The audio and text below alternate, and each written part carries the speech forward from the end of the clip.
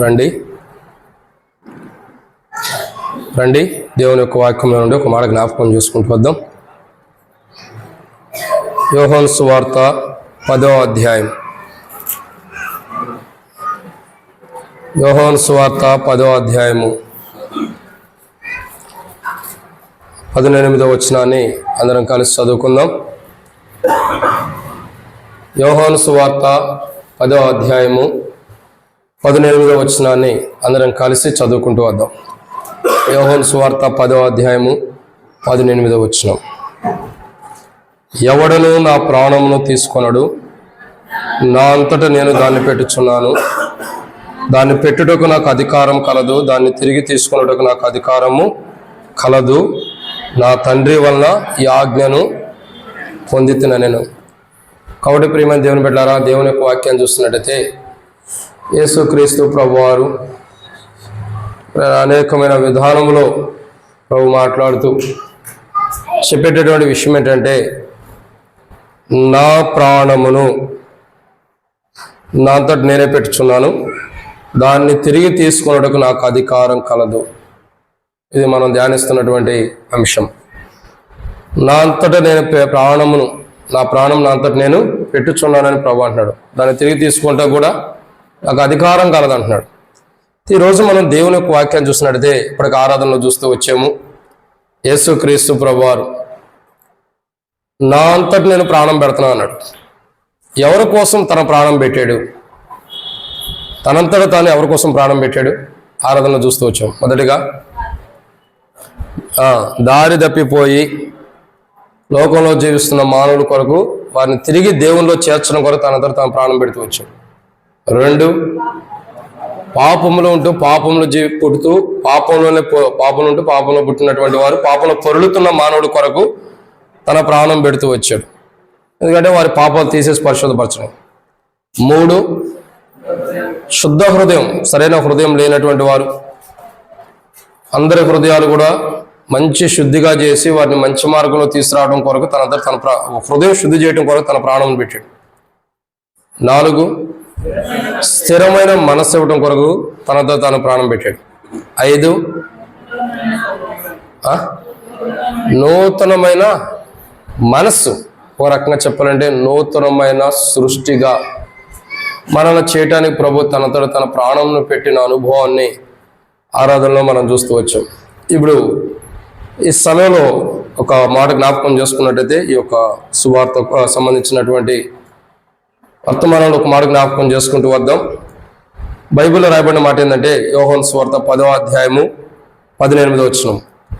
ఎవడును నా ప్రాణమును తీసుకొనడు, నా అంతట నేనే దాన్ని పెట్టుచున్నాను. దాన్ని పెట్టుటకు నాకు అధికారం కలదు, దాన్ని తిరిగి తీసుకున్నట్టుకు నాకు అధికారం కలదు. నా తండ్రి వల్ల ఆజ్ఞ పొందితిని. కాబట్టి ఇక్కడ రాయబడిన మాట ఏంటంటే, నా ప్రాణము నేను పెట్టుచున్నాను ప్రభు అన్నాడు. ప్రియులారా, ప్రభు అన్నాడు కదా, నా ప్రాణం నేను పెట్టుచున్నాను. బైబిల్లో కొందరు వ్యక్తులు, అంటే ఒక మనిషికి తన ప్రాణం ఎంత ఆశ, భీతి, ఇష్టం ఉండేది అన్నది బైబిల్లో కొన్ని వ్యక్తుల యొక్క జీవితాలు మనకు బయలుపరచబడుతుంది. ఈయనైతే వారికిలా లేకుండా, వారికిలా ఉండకోకుండా తనంతట తాను ప్రాణం పెడుతున్నాడు. ఇప్పుడు మాట అర్థం చేసుకోండి.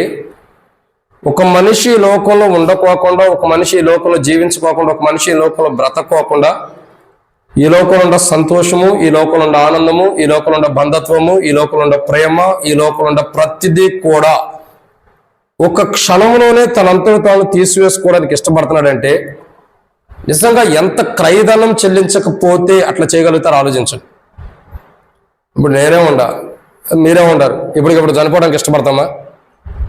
ఎవరైనా ఇష్టపడే వాళ్ళు ఉంటారు? చేతులు ఎత్తండి. ఎవరు ఇష్టపడం? ఎందుకని? వెనకాల కొడుకు ఉండాడయ్యా, కూతురు ఉందయ్యా, పెళ్ళిళ్ళు చేయాలయ్యా, లేదా నాకు పెళ్లి కాలేదయ్యా, ఎన్నో ఉంటాయి.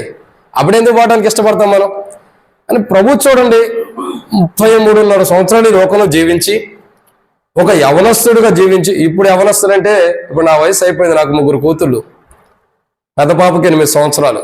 ఇక అర్థం చేసుకోండి, అప్పటికే మా వయసు అయిపోతుంది సగం. యేసుక్రీస్తు ప్రభువారు వయసు కూడా లేదు నాది. అది ఆయన సిలువ వేయబడే సమయంలో ఆయనకు ఉన్నంత వయసు కూడా లేదు, కానీ అప్పుడే అయిపోయింది. ఆ దినాల్లో యవనస్తులంటే 40, కామన్గా వచ్చేసేది. చూడండి, ఇస్సాకు ఎప్పుడు వివాహం చేయబడుతూ వచ్చింది? కుడియనగా 40 సంవత్సరాలు. ఇంకా ఎన్నుకుంటూ పోతే ఆ దినాల్లో 40 సంవత్సరాలు అంటే యవన ప్రాయం. ఈ దినాల్లో 18, 17. దానిలోపు వాళ్ళే చేసేసుకుంటారు మనం చేయకముందు కొంతమంది అయితే. సరే, వాళ్ళ సంగతి మనకు వదిలేండి. బైబిల్ చెప్పే మాట ఏమంటుంది? యవన ప్రాయంలో ఎన్ని కోరికలు ఉంటాయి? యవన ప్రాయంలో సహజంగా మన కోణాలు అర్థం చేసుకుందాం. యేసు ప్రభువు యొక్క విధానం కాదు, కానీ మన కోణాలు అర్థం చేసుకుంటే ఆయనకి ఎప్పుడూ ఆశలు, ఆ కోరికలు మనకుంటాయి. ఒక యవనస్తుడు ఏదైనా హార్ట్ ప్రాబ్లమో, గ్యాస్ ప్రాబ్లమో, షుగర్ ప్రాబ్లమో, బీపీ ప్రాబ్లం వచ్చింది అనుకోండి, ప్రాబ్లం ఏక ఆలోచన చేస్తాడు, అయ్యో నాకు హార్ట్ ఉంది, నాకు ప్రాబ్లం ఉంది, నేను పెళ్లి చేసుకోకుండా చచ్చిపోతానేమో, పిల్లలు కనుక్కుండా చనిపోతానేమో అంటే ఎన్నెన్నో ఆలోచన చేస్తాం. ఒక ప్రాణం అంటే మానవుడికి ఎంతో అవసరం, ఎంతో భీతి, ఎంతో ఇష్టం. మానవుడి జీవితం ఏంటంటే ఎక్కువ రోజులు నేను జీవించాలి, నేను అన్నీ అనుభవించాలనుకుంటాడు. కానీ యేసు ప్రభు వారి యొక్క విధానం చూస్తే తన ప్రాణము ఈ లోకంలో ఉండకోకుండా దాన్ని తీసివేసుకోవడానికి ఇష్టపడుతున్నాడు. నా ప్రాణం ఈ లోకంలో ఉండేదానికంటే నన్ను నమ్ముతున్న వారు, నా కొరకై జీవిస్తున్నటువంటి వారి ప్రాణాలు నిత్య జీవం ఉండాలని తన ప్రాణమును సైతం కూడా ఈ లోకం నుండి తీసివేసుకోవడానికి ఇష్టపడుతూ వస్తున్నాడు. ఏమంటాడు? తన ప్రాణమును, నా ప్రాణమును అని ప్రభు అంటున్నాడు. ఒక వ్యక్తి యొక్క ప్రాణం ఎలాంటిది? బైబిల్లో కొందరు వ్యక్తుల వారి యొక్క ప్రాణాల గురించి, వారు చేసిన క్రైదనం ఏంటన్నది బైబిల్లో ఉంది. వారి గురించి మనం ధ్యానించమనుకు చిన్న ప్రార్థన. మమ్మల్ని మిక్కిలు ఎక్కువగా ప్రేమించిన ప్రియ పరలోక తండ్రి, పరిశుద్ధుడైన దేవ వందనాలు. ఈ సమయంలో వాక్యం ధ్యానిస్తున్న సాయం చేయండి దేవా. నిలబడేవాడిని నేనైనా నిలబెట్టేది మీరు, మాట్లాడేవాడిని నేనైనా మాట్లాడించేది మీరు. అటు బలహీనత కలిగిన వారిని, దేహ బలహీనత కలిగిన వారిని దేవా మమ్మల్ని జ్ఞాపకం చేసుకుని మీరే ముట్టి స్వస్థత ఇచ్చేయండి. అవి అన్ని కూడా కంట్రోల్ చేయమో ప్రార్థన చేస్తాం. మీ ఆత్మ ద్వారా నడిపించండి, నాతో మాట్లాడు. ఈరోజు వాక్యం ధ్యానించబోతాం, సాయం చేయండి. ఇక్కడ కింద కూర్చొని ప్రజలకు వాక్యం అందిస్తానికి అర్హత లేని వాడిని, నేనైతే నిష్ప్రయోజకమైన వాడిని ఏసయ్యా, నిష్ప్రయోజకమైన వాడిని, ఎన్నిక లేని వాడిని, ఎందుకు పనికిరాని వాడిని నిలబెట్టుకుంటున్నారు. కాబట్టి నన్ను ఆత్మ ద్వారా నడిపించి శత్రు సిగ్గు నీకు మహిమ తెచ్చుకోమని ప్రార్థన చేస్తున్నాం. నాతో మాతో మీరు మాట్లాడమని దయగల మీ హస్తంకి అప్పచెబుతున్నాగా మీరు మాట్లాడండి. మీ ఉద్దేశం బయలుపరచండి.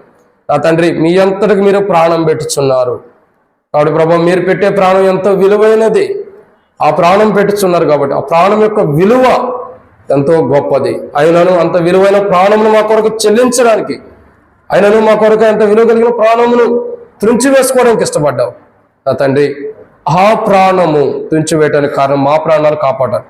అదే రీతిలో కూర్చున్న మా జీవితాలు సరి చేసుకోవడానికి కూర్చున్నవారు నాకంటే జ్ఞానులు, గొప్పవారు, వారికి నేను వాక్యం ధ్యానించలేని వాడిని, జ్ఞానం లేనివాడిని.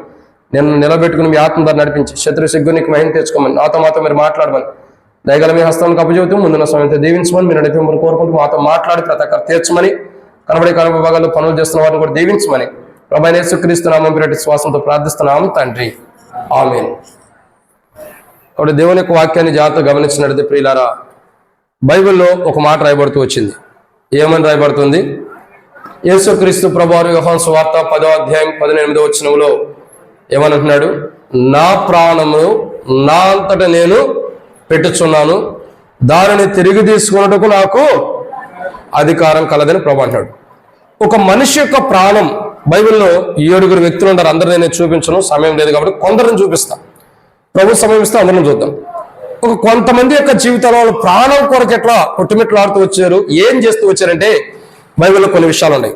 రండి దేవుని యొక్క వాక్యాన్ని చూస్తున్నట్లయితే ఆది కాండము, ప్రభు యొక్క వాక్యంలో నుండి కొన్ని మాట జ్ఞాపకం చేసుకుంటూ వద్దాం. ఆది కాండంలో ఒక వ్యక్తిని మనం చూస్తూ వస్తాము. ఆది కాండం 20వ అధ్యాయం 2వ వచనం. ఆది కాండము 20వ అధ్యాయము 2వ వచనం.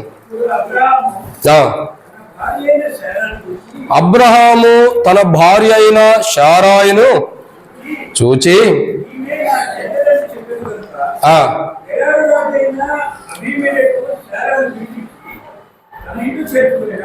చాలా. కానీ ఇక్కడ రాయబడిన మొట్టమొదటి మాట ఏంటంటే ప్రాణము. ఎవరు కనపడుతున్నారు ఇక్కడ మనకి? అబ్రహాము కనపడుతున్నాడు. అబ్రహాము తన భార్యకుండా సౌందర్యాన్ని బట్టి, తన భార్యకుండా రూపాన్ని బట్టి, తన భార్యకుండా అందచందాలను బట్టి, బహుశా ఒక ప్రాంతానికి మనం వెళ్తున్నాం, ఒక ప్రాంతానికి మనం వెళ్తున్నప్పుడు ఆ ప్రాంతంలో ఉండేవారు నీ యొక్క విధానాన్ని చూసి, నిన్ను చూసి నన్ను చంపుతారేమో, నిన్ను చూసి నన్ను చంపుతారేమో, నన్ను చంపి నిన్ను లాక్కొని పోతారేమో. కాబట్టి నువ్వు అక్కడ ఏమని చెప్పాలా?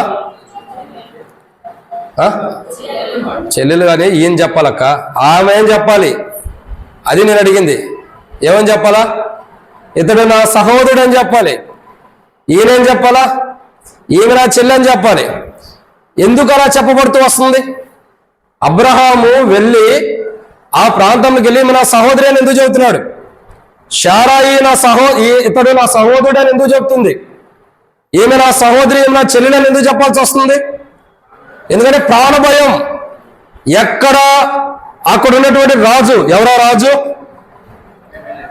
అబీమెలెకు ఎక్కడ అబ్రహామును చంపుతాడోనని, శారాయిని బట్టి ఎక్కడ అబీమెలెకు చంపి శారాయిని తన దగ్గరకు తీసుకుంటాడేమోనని, శారాయిని బట్టి అబ్రహాము చావకుండా ఉండటం కొరకు, శారాకున్నటువంటి అందం, శారాకున్న సౌందర్యం, శారాకున్నటువంటి రూపం, శారాకున్నటువంటి ఆ సౌందర్యాన్ని బట్టి ఎక్కడ అబీమెలెకు శారా మీద మనసుపడి అబ్రహామును అడ్డం తొలగిస్తే శారా నాది దయిద్దని ఏ ఆలోచన మీద చంపుతాడో తెలియదు. కాబట్టి ప్రాణభయముతో అబ్రహాము, నీవు నా సహోదరి అని చెప్పాలి, నువ్వు నా సహోదరివి, నీవు నాకు చెల్లెలు అవుతావు, నేను నీకు సహోదరులు అవుతానని ఆ ప్రాంతంలోకి వెళ్ళి అబీమెలెకు దగ్గర చెప్తూ వస్తున్నారు.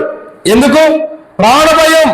ప్రాణాన్ని కాపాడుకోవడానికి, ప్రాణాన్ని దక్కించుకోవడానికి, ప్రాణాన్ని లోపల ప్రాణంతో జీవించడానికి అబ్రహాము సైతమే, నీతిమంతులకు తండ్రి అయినటువంటి అబ్రహాము సైతమే, నీతిమంతులకు పునాది అయినటువంటి అబ్రహాము సైతమే, విశ్వాసులకు మాదిరికరమైన అబ్రహాము సైతమే ఒక సందర్భంలో ప్రాణభయంతో ఉన్నప్పుడు ఈమె నా సహోదరి అని చెప్తూ వస్తున్నాడు. సొంత భార్య విషయమై ఈయన నా సహోదరి, ఈయన నా సహోదరి, ఈమె నా సహోదరి, ఇతను నా సహోదరి చెప్పాల్సిన అవసరం ఎందుకు వచ్చింది? ప్రాణభయం. నీతిమంతులకు తండ్రి అయినటువంటి అబ్రహాము సైతమే ప్రాణభయంతో ఉన్నప్పుడు ఏం చేస్తున్నాడు? ఈమె నా సహోదరి అని చెప్తూ వస్తున్నాడు. ప్రాణభయము ఎందుకు వచ్చింది? భార్యకుండా సౌందర్యం, భార్యకుండా అందం. కొంతమంది అనుమాన పక్షులు కూడా ఉంటారు. వాళ్ళు సంఘంలో కూడా ఉండొచ్చు, సంఘాన్ని వెలుపడ కూడా ఉండొచ్చు. రక్షణ పొందిన వాళ్ళు ఉండొచ్చు, రక్షణ పొందిన వాళ్ళు ఉండొచ్చు. మారుమోసు పొందిన వాళ్ళు ఉండొచ్చు, పోయిన వాళ్ళు కూడా ఉండొచ్చు. కొంతమంది వివాహం చేసుకుంటారు, చేసుకోకముందు ఏమంటారు? ఇదిగో ఈ పిల్లర్స్ కలర్లో ఉండాలి అమ్మాయి అంటారు, లేదా అబ్బాయి కూడా ఈ కలర్లో ఉండాలంటారు. ఏ కలర్ ఇది? ఇక అర్థం చేసుకోండి. ఏ కలరు చెప్పండి? ఏ కలరు? వైట్ కలర్లో ఉండాలయ్యా, చక్కగా నేను చేసుకున్న అమ్మాయి అంటారు. చేసుకున్న కాడి నుంచి ఏమో అనుమానం ఎక్కువ. చేసుకోకముందే ఈ కలర్ కావాలి, చేసుకున్న తర్వాత ఏమంటారు? ఆ నల్లటమ్మైనా చేసుకుంటూ పోయింది, మొట్టమొదటి వచ్చింది సంబంధం, అది చేసుకుంటే బాగుండేది, అదైతే బాగుండేది. ఇప్పుడు అనవసరంగా చేసుకున్నాను. మనశ్శాంతి ఉండదు, నెమ్మది ఉండదు, కలవరము, వేదన, బాధ, దుఃఖము. పనికెళ్ళినా పని చేయలేడు, ఏదైనా జాబ్ చేస్తున్నా జాబ్ చేయలేడు, ఇంటికాడ నెమ్మది ఉండదు, కొడుకునే నెమ్మది ఉండదు. ఎందుకు? సౌందర్యమైనటువంటి భార్య దొరికింది. కలవరము, ఆనందం లేదక, నెమ్మది లేదు. ఏదైనా నవ్వినా పెదాల మీద రావటమే, లోపల నుండి వచ్చే నవ్వు కాదు అది. ఎవరైనా ఇంటికి వచ్చిన అనుమానము. దేని కొరకు వస్తున్నారు? ఎందుకోసం వస్తున్నారు? అనుమానంతో జీవించే వాళ్ళు అనేక మంది ఉంటున్నారు. ఈరోజు ఆ అనుమానాన్ని తీసివేయడానికి, అనుమానంతో జీవించే మానవునికి అనుమానాన్ని తీసివేయడం కొరకు తన ప్రాణమునే పెడుతున్నాడు యేసుక్రీస్తు ప్రభువు. ఎందుకు ఇష్టపడాలా? కొంతమంది సౌందర్యం కలిగినటువంటి సహోదరులు అనుకుంటారు, నాకు కూడా నాలాంటి అబ్బాయి కావాలని. ఎవరు కూడా నల్లటోళ్ళు ఎప్పుడు కూడా నల్లటి అమ్మాయి కావాలని ఎప్పుడు పురుషులు కోరుకోరు, స్త్రీలు కోరుకోరు. అందమైన వాడు కావాలంటారు. ఈ అందమైన వచ్చిన కాడి నుంచి వచ్చేది అసలు ఇంటికాడ వీడు జాబ్ చేసి రాగానే ఏమంటది? ఎందుకు ఇంత లేట్ అయింది? ఆ దరిద్రం ఏంటంటే ఫస్ట్ లో పెళ్లి అవ్వగానే కరెక్ట్ టైంకి వచ్చేవాడు, ఎక్కడ ఏ పంచాయతీలు పెట్టుకోకుండా కరెక్ట్ టైంకి 5ంటికి డ్యూటీ అయిపోగానే 6ంటికి ఇంటికి వచ్చేస్తాడు. ఇప్పుడు 6:30 అవుతుంది, 7 అవుతుంది, 8 అవుతుంది. ఎందుకు? పెళ్ళైన కొత్తలోనే ఎవరితో మాట్లాడతా, ఇంటికి భార్యతో మాట్లాడాలి. పెళ్ళైన తర్వాత భార్యతో మాట్లాడే కంటే బయట వాళ్ళతో ఎక్కువ మాట్లాడాలని ఆశ మీద వెళ్ళిపోతున్నాడు. ఎందుకు లేట్ అవుతుంది? నా భర్త ఎంత అందంగా ఉన్నాడు, ఎంత ఏదో చేస్తున్నాడు, ఏదో చేయకపోతే ఎందుకు లేట్ అయింది? అనుమానము పెద్ద పిశాచు కంటే దారుణమైనది. ఒక్కసారి ఒక మనుషుల్లో అనుమానం వస్తే, ఒక్కసారి ఒక వ్యక్తులకు అనుమానం చొరబడితే చచ్చిపోయేంత వరకు అనుమానం బయటికి వెళ్ళదు. నీ దేహంలో నీ ప్రాణం ఎలా ఉందో దేహంలో రక్తం ఎలా ఉందో, దేహంలో గుండె ఎలా ఉందో, దేహంలో నీ యొక్క అవయవాలు ఎలా ఉన్నాయో, నీతో పాటు నీలో నివసించే అనుమానమే. అర్థమవుతుందండి? ప్రాణాలు కూడా కోల్పోయి ఉంటాయి. భర్తని అనుమానించి ప్రాణాలు కోల్పోయిన వారు ఉంటారు. బైబిల్లో ఒక వ్యక్తి అనుమానంతో ఉంటాడు. ఎవరో వ్యక్తి చెప్పండి? భార్య మీద అనుమానంతో ఉంటూ వచ్చాడు. ఎవరా వ్యక్తి? చెప్పండి నాకు పెద్దగా. ఎవరో ఇప్పుడు చెప్పింది? ఎవరక్క మీరేనా? చెప్పండి ఎవరు? పెద్దగా చెప్పండి, నాకు అసలే చెవుడు ఉంది.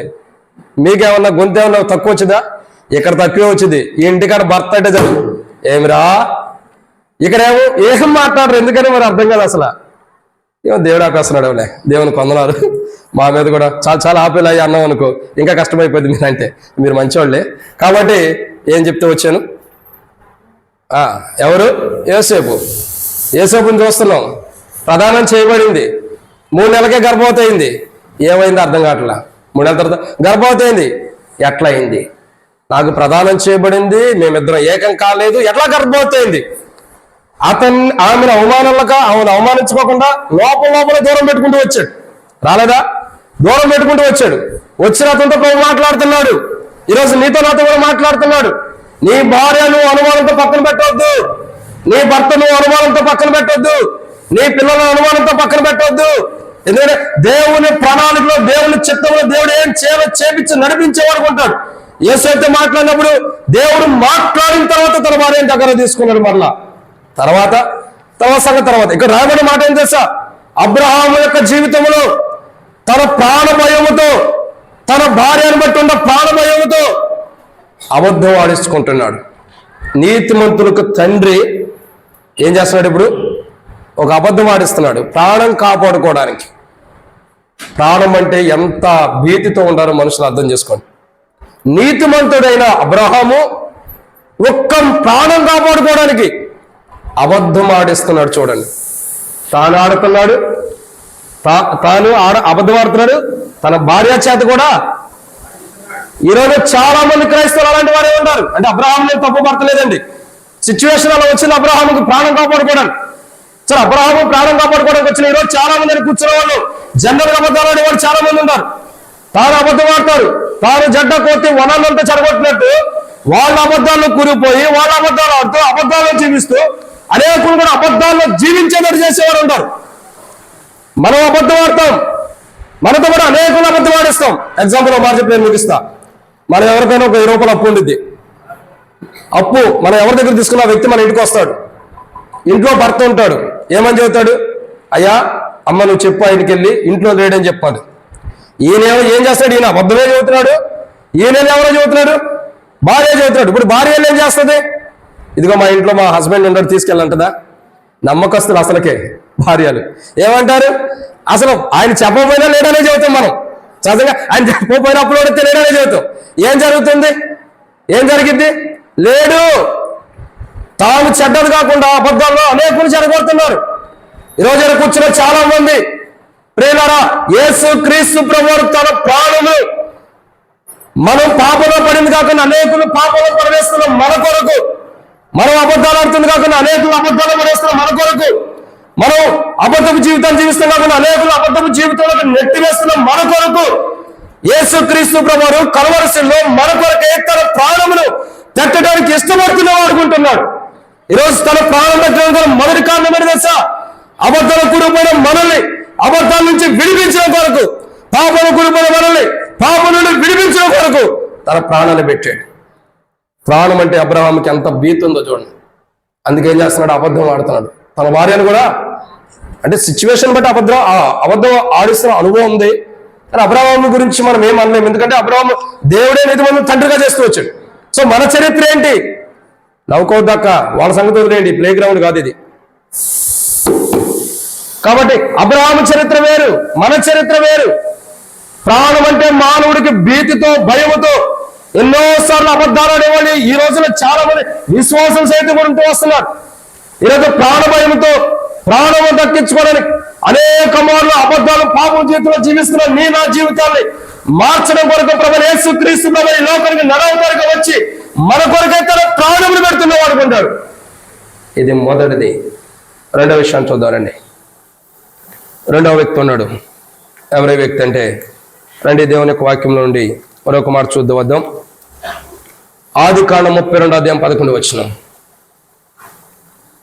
ఆదికాండము 32:11. నా సహోదరుడైన ఏశావు చేతి నుండి దయచేసి నన్ను తప్పించుము.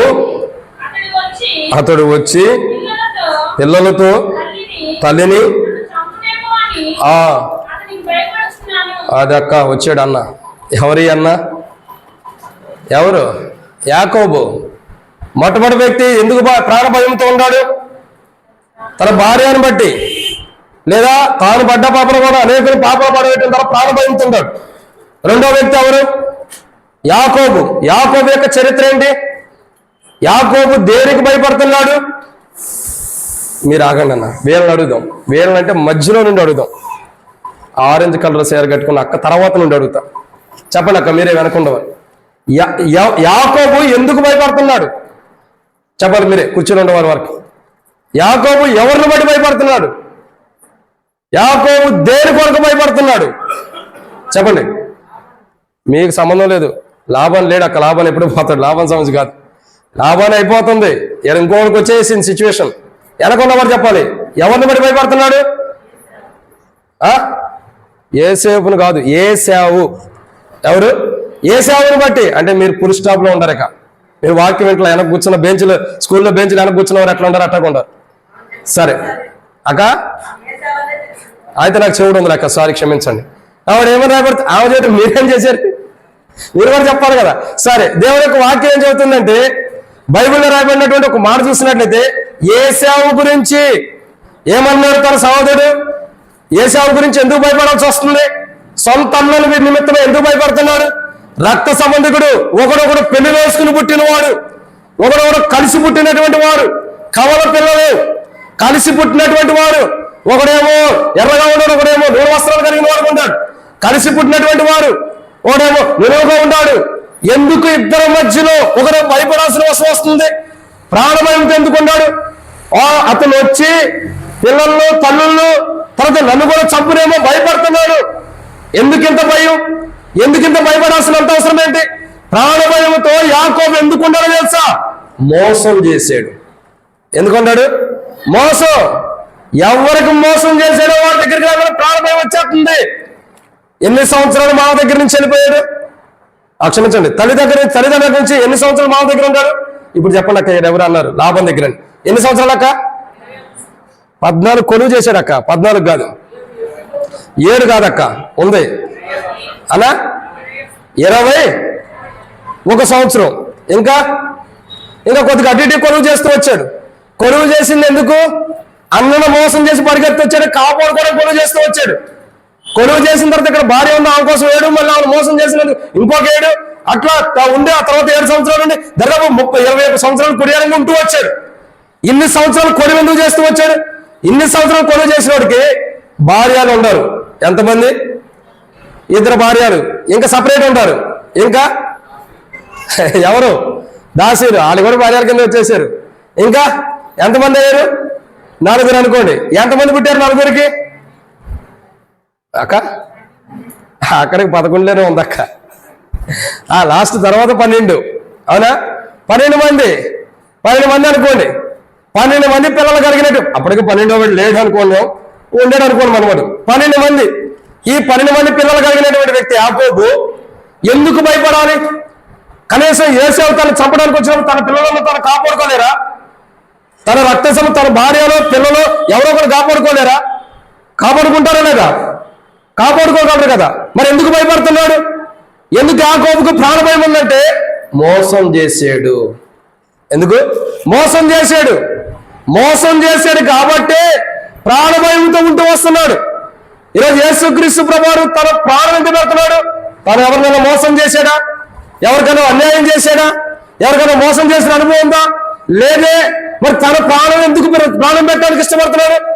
మోసము జీవితం కలిగిన మనలో ఉన్న మోసాన్ని తీసివేసి అనేకుల్ని మోసం చేసి మన జీవితాన్ని మార్చి ఒక మంచి వాడిగా చేయడం కొరకు మన ప్రాణాలకు బదులుగా తన ప్రాణం పెడుతున్నాడు. మన ప్రాణానికి బదులుగా తన ప్రాణం పెట్టుచున్నాడు. ప్రాణభయంతో కొట్టుకునే వాళ్ళు రెండవ ఎవరంటే యాకోబే. మోసం చేశాడు కాబట్టి ప్రాణభయం. ఒకరేమో భార్య యొక్క అందాన్ని బట్టి ప్రాణభయంతో ఉన్నాడు, మరొకరేమో మోసం చేశాడు కాబట్టి ప్రాణభయంతో దాన్ని దక్కించుకోవడానికి భయపడుతున్నాడు. మరొక వ్యక్తులు ఉన్నాడు. అంటే వీళ్ళందరూ ప్రాణం కోసం ఎంతో పాకులాడుతున్నారో చూడండి. యాకోబు యొక్క చరిత్ర చెప్పాలంటే మీకు అందరూ తెలిసిందే. అందరిని పంపేసి ఒక్కడే మిగిలిపోయాడు. ప్రాణం కాపాడుకోవడానికి, మోసం చేసిన ప్రాణం, అనేకులు మోసపరుస్తున్న ప్రాణం కాపాడుకోవడానికి యాకోబు సైతం ఒక్కడే మిగిలిపోయి దేవుని దగ్గర ప్రార్థన చేస్తున్నాడు.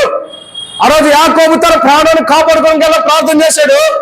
ఈరోజు మనందరి ప్రాణాలు కాపాడటం కొరకు, మోసం చేసి మన ప్రాణాలను కాపాడటానికి ప్రభువైన యేసుక్రీస్తు ప్రభువారు సిలువలో తన ప్రాణాలు పెడుతున్నాడు. ఇదన్నమాట. 2. ఇక 3వ విషయాన్ని చూద్దానండి. 3వ మాటను చూద్దాం. దేవుని యొక్క వాక్యంలో నుండి త్వరగా ముగించాలి కాబట్టి 3వ మాట. నిర్గమాకాండం 2వ అధ్యాయం 14వ వచనం. నిర్గమాకాండం 2వ అధ్యాయం 14వ వచనం.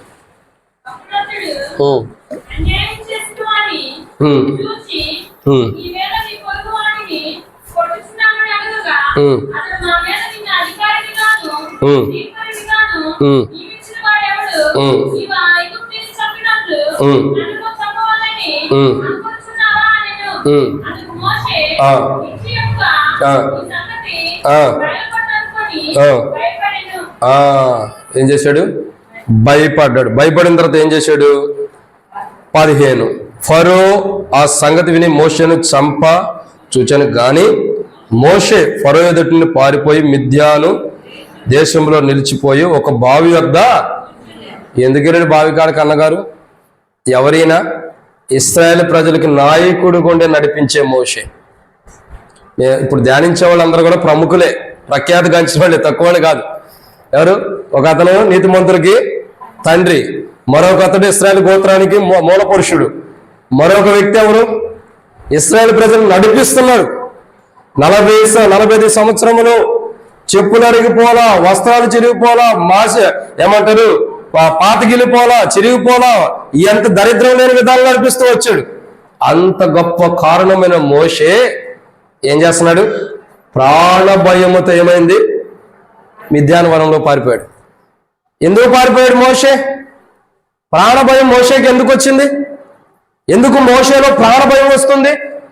ఎందుకు ప్రాణభయం మోషేలో కలుగుతూ వచ్చిందంటే నరహత్య చేశాడు. ఏం చేస్తూ వచ్చాడు? నరహత్య చేశాడు. ఐగుప్తీని చంపడం ద్వారా, ఒక వ్యక్తిని చంపడం ద్వారా నరహత్య అని అంటారు. నరహత్య చేయడం ద్వారా ఏం జరుగుతుంది? మోషే కూడా చంపబడతాడు. ఫరో ఏం చేస్తున్నాడు? మోషేని చంపడానికి ప్రయత్నిస్తున్నాడంట. మోషే ఎందుకు దొరకట్లేదు? ఎందుకంటే ఫరో యొక్క కుమార్తె రాణి కుమారుడుగా పెరుగుతూ వస్తున్నాడు. కాబట్టి ఎట్ట పడితే చంపడానికి లేదు. రాణి ఏమైద్దో, కుమార్తె ఏమైద్దో అనేది అదొక ఆలోచన ఉంటుంది. అందుకని ఎదురు చూస్తున్నాడు ఎప్పుడు దొరుకుతాడా అని, ఎప్పుడు మోషేని చంపాలా, ఎప్పుడు మోషే దొరుకుతాడా అని చెప్పి ఎదురు చూస్తున్న సందర్భంలో, ప్రాణభయంతో ఉన్నాడు. ఫరో తను చంపాలనుకున్నప్పుడు, తెలుసుకున్నప్పుడు మోషేలో కలిగిన ప్రాణభయం ఒక దేశంలోకి పరిగెత్తింపజేసింది. ఎక్కడికి? మిద్యాను వనంలోకి పరిగెట్టుకుంటూ వెళ్ళిపోయాడు. బావి దగ్గరికి వెళ్ళి నిలబడుతూ వచ్చాడు.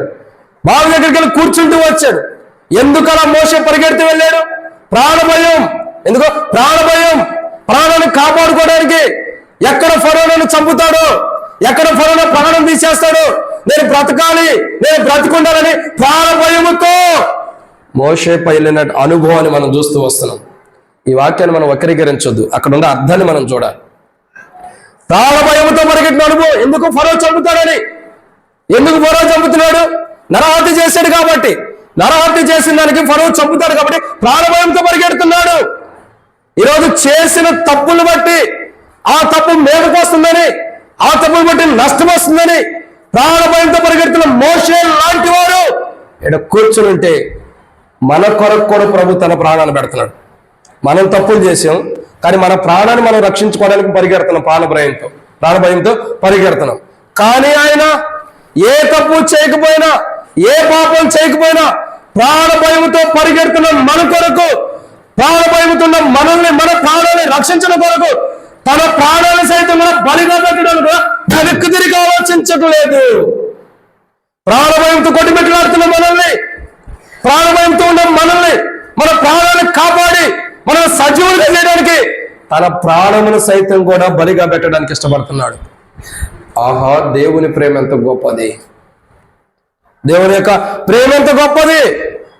తను సిలువకి ఎక్కడానికి గల కారణం ఏంటి? సిలువలో తన ప్రాణం పెట్టడానికి గల కారణం ఇదే. ఎందుకు సిలువలో తన ప్రాణాలు పెడుతున్నాడంటే, ఎందుకు ప్రాణం పెడుతున్నాడంటే, భయముతో, ప్రాణ భయముతో జీవిస్తున్న వారు, తమ ప్రాణాలంటే వారికి భయం ఉంది కాబట్టి వారి ప్రాణాలను కాపాడటం కొరకు తన ప్రాణాన్ని బలిగా పెడుతున్నాడు యేసు ప్రభువు. ఇది ఎన్నో మాట? 3. మొదటి వ్యక్తి ఎవరు?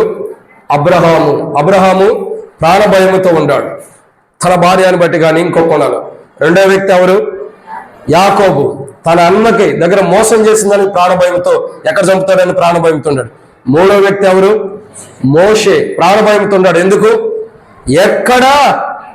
ఎక్కడ ఫరో చంపుతాడని ప్రాణభయంతో పారిపోతూ వస్తున్నాడు ప్రాణాలు కాపాడుకోవడానికి. ఈరోజు యేసుక్రీస్తు ప్రభువు గెత్సెమనే తోటలో బందిపోటు దొంగలు పట్టుకున్నట్లు అనేక మంది వచ్చి యేసు ప్రభువుని పట్టుకోవడానికి వస్తే పారిపోయాడా? ఎవరు పారిపోయారు చెప్పండి?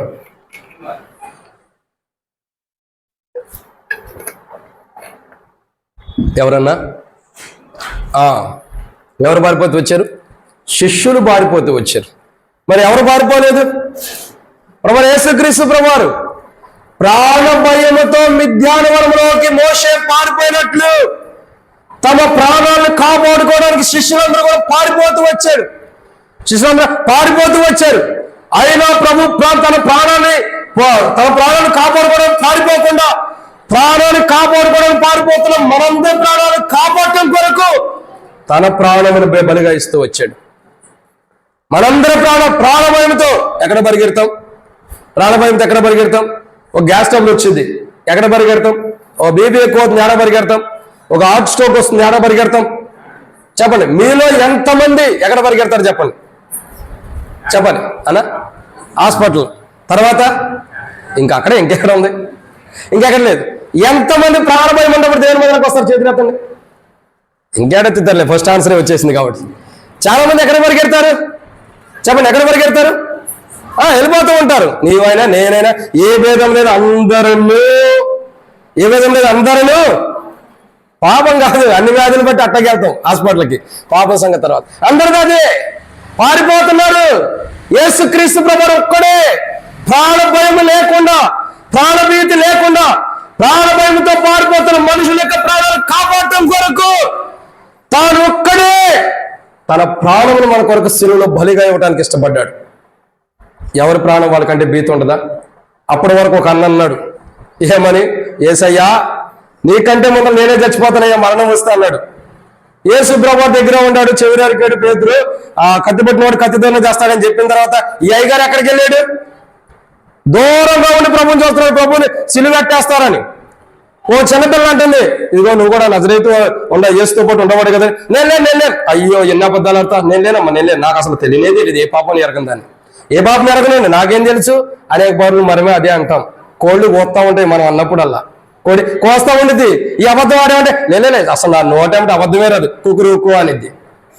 అయిపోయింది తీర్పుకి. ఎన్ని అబద్ధాలు మోషే అన్నాడు, ఆయన ఎవరో తెలియదు. క్షమించండి, పేతురు అన్నాడు, ఆయన ఎవరో నాకు తెలియదు. అందరూ విడిచిపెట్టి పారిపోతున్నాడు. చివరి పేతురే మరణం తర్వాత నీకన్నా పేతురు సైతమే మరణ భయముతో, ప్రాణ భయముతో ప్రాణం కాపాడుకోవడానికి అక్కడున్న సమూహంలో కూర్చొనబడ్డాడు. చలి కాసుకుంటుంటే అక్కడ కూర్చున్నాడు. 2-3 మార్లు మాట్లాడబడుతూ వస్తుంది. పేతురు, పొరపాటు నీ సంఘంలో ఎవరైనా పేతురులు ఉన్నారా? లేరుగా? ఉన్నారా? అయితే మిమ్మల్ని కాదన్న క్షమించండి. సేవకుడు వచ్చి నా గురించే చెబుతున్నాను, ఎవరి గురించి చెప్పలేదు అనుకోవద్దు. మోషేలు కానీ అబ్రహాములు కానీ ఇంకెవరైనా ఉంటే మీ గురించి కదా వాక్యమే. కాబట్టి ఇంకా తర్వాత ఉంటారు, అక్కడు కూడా ఉంటారు. వీళ్ళైతే ఏమనుకోలేండి, కూరలో ఏమంటారు, తిరగమూతలు మాడిపోయినట్టుగా వదిలేసుకుంటారు. ఏం పట్టించుకోరు. మాడిపోయిన తిరగమూతలు కూడా కూరలు వండేస్తారు కదా, పండరా? ఎవరైనా చెప్పండి, తిరగమూత తీసుకుని మాడిపోయిన తర్వాత కూడా అదే దాంట్లో కూరలు వండేవాళ్ళు ఎవరు లేరా? కలిపేస్తారు మీరు మంచోళ్ళు. కాబట్టి అందుకే అన్నారో చెబుతున్నా. ఏమని రాబడుతూ వచ్చింది? పారిపోతూ వెళ్తున్నారు ప్రాణ భయముతో. తమ ప్రాణాలు కాపాడుకోవడానికి శిష్యులు సైతమే, శిష్యులందరూ కూడా ఒక్కరు మినగా ఒక్కరు వ్యక్తి కూడా ఉండదు, తర్వాత పారిపోబడిపోయింది.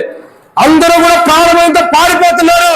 అయ్యో శిష్యులారా, అయ్యో శిష్యులారా, నాతో పాటు ఉండారే, 5 రొట్టెలు 2 చేపలు పంచారే, వాటిని భుజించారే, నాతో పాటు రొట్టెలో పాల్గొన్నారే, నాతో పాటు జీవిస్తున్నారే, కనీసం ఇప్పుడు కూడా నాతో ఉండలేరా? నాతో ఉండలేరా? పారిపోతున్నారా? అయ్యో శిష్యులారా, ప్రభు వారి వైపు చూస్తుంటే ఒక బండిపోటు దొంగలు పట్టుకున్నట్టు అధికారులు వచ్చి పట్టుకుంటుంటే ప్రభువారు ఈయన వైపు చూడకుండా శిష్యులు పారిపోతున్నా, శిష్యుల వైపు చూస్తుంటే అయ్యో నా బిడ్డలు ప్రాణ భయముతో పారిపోతున్నారే, వారి ప్రాణాలు రక్షించి నేను ఇక్కడ ఉండగా, వారి ప్రాణాలు కాపాడే నేను ఇక్కడ ఉండగా ఏమన్నాడు? యోహాను సువార్త 10:18 వచనంలో, నా ప్రాణం పెట్టడానికి నాకు అధికారం కలదు, దాన్ని తిరిగి తీసుకునేటకు. ఆయన ప్రాణం తిరిగి తీసుకోవడానికి ఆయనకు అధికారం కలిగినప్పుడు మన ప్రాణం తిరిగి ఆయనకు అధికారం లేదా?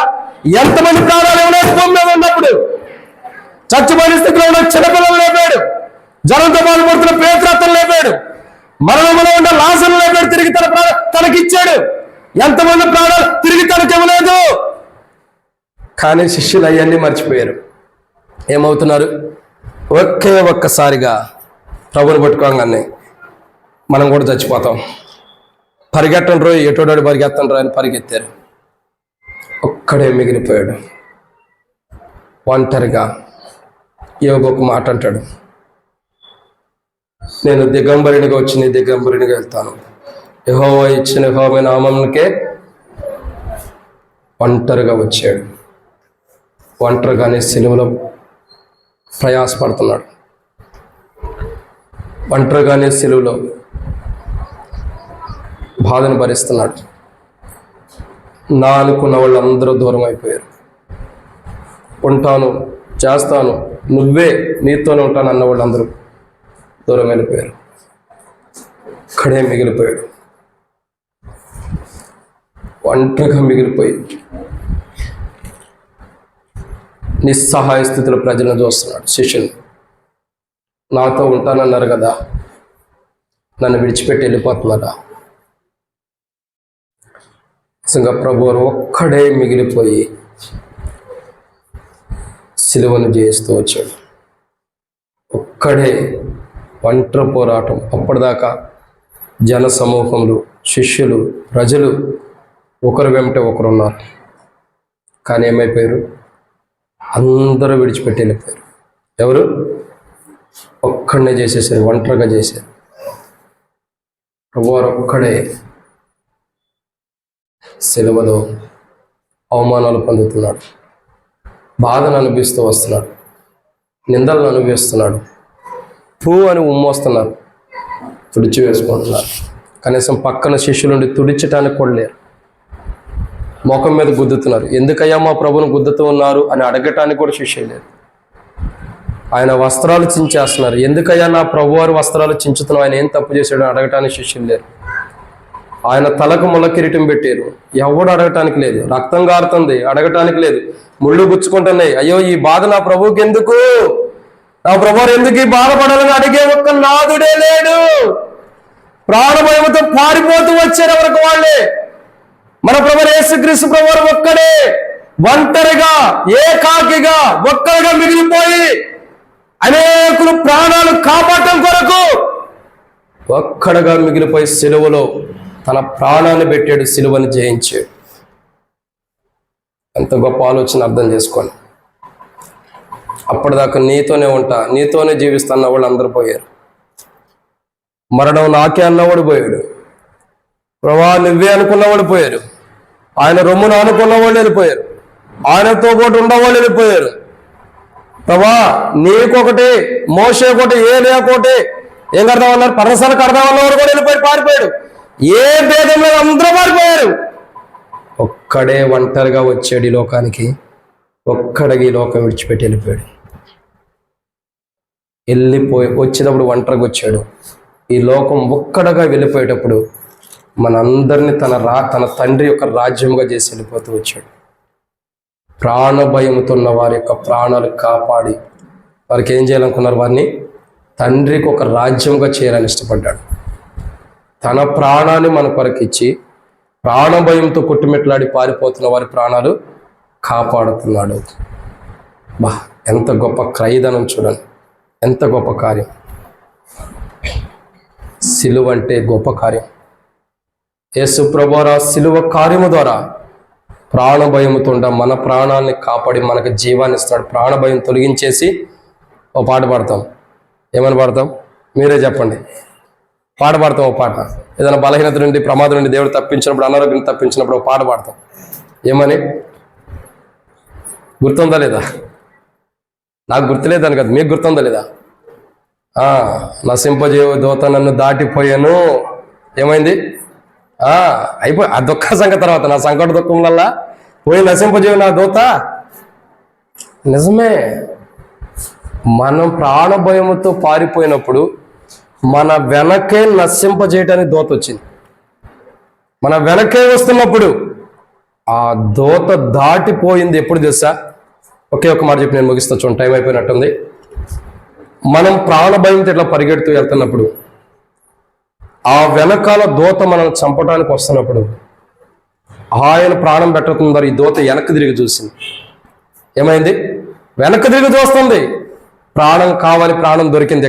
ఇలా ప్రాణాలతో నాకు అవసరంలా, ఎవరో ఒకరు ప్రాణం కావాలి. పరిగెడుతూ వెళ్తుంది ప్రాణం తీసుకోవడానికి. పేతురుని 3 సార్లు వెంటాడింది ప్రాణం తీయటానికి. పేతురుని 3 సార్లు ప్రాణం తీయడానికి వెంటాడుతున్నప్పుడు కుక్కురుకొని 3 సార్లు పేతురు ప్రాణం పోతూనే వస్తుంది. పేతురు ప్రాణం తీయడానికి దోత వెళ్తున్న సందర్భంలో ఆయన ప్రాణం పోవడంతోనే దోత వెనక్కి తిరిగి చూసింది. ఎవరి ప్రాణం అయితే నాకెందుకు, నాకు దొరికింది, ఈ ప్రాణం చాలనుకుంది. మన ప్రాణాన్ని విడిచిపెట్టబడింది. ప్రాణభయంతో ఉన్న వ్యక్తి ఎవరు? ఎన్నో వ్యక్తి? ఈ వ్యక్తి చెప్పాలి. ఎన్నో వ్యక్తి? 4వ వ్యక్తి. ఎవరైనా? పేతురు ప్రాణభయంతో ఉన్నాడు. 5వ వ్యక్తి చూద్దానని ముగిద్దాం. యోనా గ్రంథం 2వ అధ్యాయం. యోనా గ్రంథము 2వ అధ్యాయం 23వ వచనం. యోనా గ్రంథము 2వ అధ్యాయము 23వ వచనం. క్షమించండి, 2-3 వచనాలు. యోనా గ్రంథం 2వ అధ్యాయం 2-3 వచనాలు.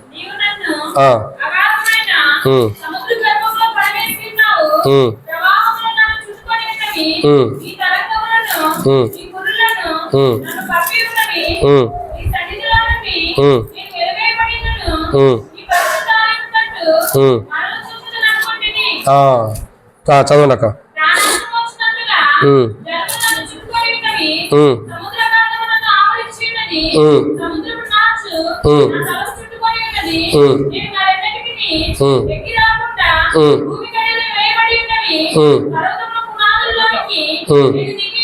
చాలక్క, చాలు. 2వ అధ్యాయము 2-3 వచనాలు. నేను ఉపద్రవం నుండి యెహోవాకు మనవి చేయగా ఆయన నాకు ఉత్తరం ఇచ్చాను. పాతాళ గర్భం నుండి నేను కేకలు వేయగా నీవు నా ప్రార్థన అంగీకరించున్నావు. నీవు నన్ను అగాధమైన సముద్రంలో పడవేసి ఉన్నావు. ప్రవాహం నన్ను చుట్టుకొని ఉన్నవి. ఈ తరంగములు నీ కురులోనూ నన్ను కప్పి ఉన్నవి. ఏమంటాడు? ఎవరి వ్యక్తి? యోనా. యోనా యొక్క జీవితంలో ప్రాణభయముతో ఉన్నాడు. యోనా ఎందుకు ప్రాణభయంతో ఉన్నాడు చెప్పండి? ఎందుకు? దేవుని మాటను వినకపోవటం ద్వారా ప్రాణభయంతో ఉంటాడు. దేవుడు చెప్పిన మాటను కాదని తన ఇష్టానుసారంగా జీవించడం ద్వారా ప్రాణభయంతో జీవిస్తున్నాడు. ఎక్కడున్నాడు ప్రాణభయంతో? ఎక్కడ? సముద్రంలో తిమింగలం యొక్క ఒక మత్స్యం యొక్క కడుపులో ఉండి ప్రాణభయంతో ప్రార్థన చేస్తున్నాడు. ఏమనయ్యా? అయ్యా, నా చుట్టూ పాతాళ పాశములు అరికట్టినట్టుంది. నేను పాతాళంలో ఉన్నట్టున్నాను. బయటకు వస్తానన్న నమ్మకం నాకు లేదు, కానీ బ్రతికైతే ఉందా. బ్రతికొస్తానన్న నమ్మకం అయితే లేదు, కానీ బ్రతికే ఉందా. ఇప్పుడు ఇక్కడి నుంచి నేను ఏం చేయాలా? దీంట్లో నుంచి బయటికి రావాలంటే ఎలా సాధ్యమవుతుంది ప్రభువా అంటూ యోనా గ్రంథం 2వ అధ్యాయం 9వ వచనం అంటాడు, నేను మొక్కుబడి చెల్లింపక మాను, యెహోవా యొద్దనే రక్షణ దొరుకును. ఏమంటాడు? నా ప్రాణాన్ని నేను కాపాడుకోవాలని దేవుని దగ్గరికి రావాలి. నా ప్రాణం కాపాడబడాలంటే దేవుని దగ్గరే ఉండాలి. దేవుని దగ్గరికి నేను బయట దేవుని దగ్గరికి వచ్చినప్పుడు నా ప్రాణం కాపాడబడిద్ది. ప్రాణ భయముతో ఉన్నటువంటి యోన తిమింగల మత్స్యం యొక్క కడుపులో ఉంటూ ప్రాణ భయముతో కొట్టుమెట్లాడుతున్న కారణం ఏంటి? దేవుని మాట వినకపోవటమే. యోనాకు ప్రాణ భయం ఎందుకు వచ్చింది? దేవుని మాట వినకపోవటమే. ఈరోజు చాలా మంది దేవుని మాటను వినుకోకుండా ప్రాణాల మీదకి తెచ్చుకునే వాళ్ళు చాలా మంది ఉన్నారు. ఒకళ్ళిద్దరు అని చెప్పండి, చాలా మంది ఉన్నారు. దేవుని మాటను వినుకోకుండా ప్రాణం మీదకి తెచ్చుకునే వాళ్ళు చాలా మంది ఉన్నారు. తెచ్చుకుని ప్రాణభయంతో జీవించే వాళ్ళు ఉన్నారు. ఇలా దేవుని మాట వినకపోవడమే ప్రాణాల మీద తెచ్చుకున్నట్లే. ఆకాను అని ఒక వ్యక్తి ఉన్నాడు. ఎవరు? ఆకాను. యెహోషువ గ్రంథం 7వ అధ్యాయంలో ఉంటాడు. ఆకాను అనే వ్యక్తి ఆయన ప్రాణం మీద తెచ్చుకున్నాడు. ఎలా తెచ్చుకున్నాడు? దొంగతనం చేసి. దేవుడు చెప్తూ వచ్చాడు. మనందరూ దొంగతనం అని తెలిసింది, కానీ అసలైన మాట వేరు. ఏంటి? దేవుడు చెప్పాడు వెళ్ళేది కూడా దోపుడు సొమ్ము తెచ్చుకోవద్దన్నాడు. మరి అది అసలు మాట. దొంగతనం సంగతి తర్వాత. దేవుడు చెప్పిన మాట కాకుండా చేశాడు. దేవుడు చెప్పిన మాట వినలే, దేవుడు చెప్పినట్టు చేయట్లే. వెళ్ళి దోపుడు సొమ్ము ఏది తెచ్చుకోవద్దన్నప్పుడు సైలెంట్గా వచ్చేయాలి. ఎంత యుద్ధం జరిగిన, ఎంత విజయం వచ్చినా దేవుడు చెప్పాడు కాబట్టి దేవుడు తీసుకోమంటే తీసుకోవాల్సిందే. దేవుడు చెప్పినప్పుడు ఏం చేయాలి? తిరిగి రావాలి. దేవుని మాటను వినుకోకుండా దేవుని మాటను పరిచయం పెట్టి ఏం చేస్తూ వచ్చాడు? దొంగతనం చేసుకొచ్చి ఇంట్లో పెట్టాడు. ఇశ్రాయేల్ ఓటమి పాలైంది. తర్వాత యుద్ధానికి వెళ్ళినప్పుడు ఏంటని తెలిస్తే ఈయన పట్టుబడ్డాడు. ఇలా పట్టుబడుతూ వచ్చాడు. ఏం చేసావయ్యా? అప్పుడు చెబుతున్నాడు ప్రాణభయంతో. ఏమని? అయ్యా, నేను ఒక షినారు వస్త్రమును బంగారు గమ్మెను చూసి మంచిగా తెచ్చుకుని గొడవరంలో మధ్యలో పెట్టాను, నువ్వు తెచ్చుకోపో. చక్కగా చెబుతూ వస్తున్నాడు, పాఠం చెప్పినట్టు. ఎందుకు అలా జరుగుతూ వచ్చింది? దేవుని మాట వినకపోవడం. తర్వాత ఏమైంది? యెహోషువ చెప్తూ వచ్చాడు, ఇశ్రాయేలు దేవుని ఎదుటి పాపం ఎందుకు చేసుకున్నావయ్యా? నువ్వు చేసిన పాపం ఏంటి? ఇది రాళ్లతో కొట్టి చంపబడుతూ వచ్చాడు. దీంతో రాళ్లతో కొట్టి చంపబడుతూ వచ్చాడు. కారణం ఏంటి? రాళ్లతో ఎందుకు కొట్టబడి చంపబడుతూ వచ్చాడు? ఎందుకంటే చేసిన దేవుని మాట వినకపోవటం. ఇప్పుడు యోనా కూడా అదే చేస్తున్నాడు. దేవుని మాట వినకపోవడం ద్వారా ప్రాణభయంతో ఉంటూ వస్తున్నాడు. ప్రాణభయంతో ఉన్న యోనాతో, ప్రాణభయంతో ఉన్న యోనాని కాపాడటానికి దేవాతి దేవుడే యోనా ప్రాణ భయంతో ఉన్న యోనాని రక్షించడానికి ఇష్టపడుతూ వచ్చాడు. అందుకే మత్స్యములకు ఆగ్నేయముగా అది సముద్రం ఒడ్డుకెళ్ళి కక్కు వేస్తూ వచ్చింది. తర్వాత యోనా బయటికి రాబడుతూ వచ్చిన అనుభవం ఉన్నప్పుడు తాను మళ్ళా తిరిగి నిలయపట్టడానికి సువార్త ప్రకటిస్తూ వచ్చాడు. ఎందుకు? ప్రాణభయంతో ఉన్నాడు. ఒకప్పుడు ప్రాణభయంతో ప్రాణాన్ని కాపాడుకుంటున్నాడు. అయ్యా, నా ప్రాణం కాపాడబడాలి. నినేవే పట్టణస్తుల దగ్గరికి వెళ్తే వాళ్ళు రక్షణ పొందుతారు, లేదా వాళ్ళు తిరగబడవచ్చు. ఎందుకు ఆడికి వెళ్ళి కొట్లాట్లు గొడవలు ఎందుకని మౌనంగా ఉన్నాడు. ఇష్టానుసారమైన వేళకి వెళ్ళిపోతూ వచ్చాడు. దేవుని మాట వినక ప్రాణం మీద తెచ్చుకుని ప్రాణభయంతో జీవిస్తున్న వాడు యోనా కనబడుతూ వస్తున్నాడు. ఇటువంటి యోనా లాంటి వాడు కూడా వాడి ప్రాణాలను రక్షించిన కొరకు తన ప్రాణాన్ని సైతం కూడా క్రయదానం పెడుతూ వచ్చాడు. 5 విషయాలు. మరొకరు ఉన్నారు, శిష్యులు దోణిలో వెళ్తున్నప్పుడు, అది కూడా మార్క్స్ వార్త 4వ అధ్యాయంలో కనపడింది. శిష్యులందరూ కూడా దోణిలో వెళ్తున్నప్పుడు ప్రభు అన్నప్పుడు ఏమంటారు? అలల చేత కొట్టబడుతూ ఉండేది. ఏంటిది?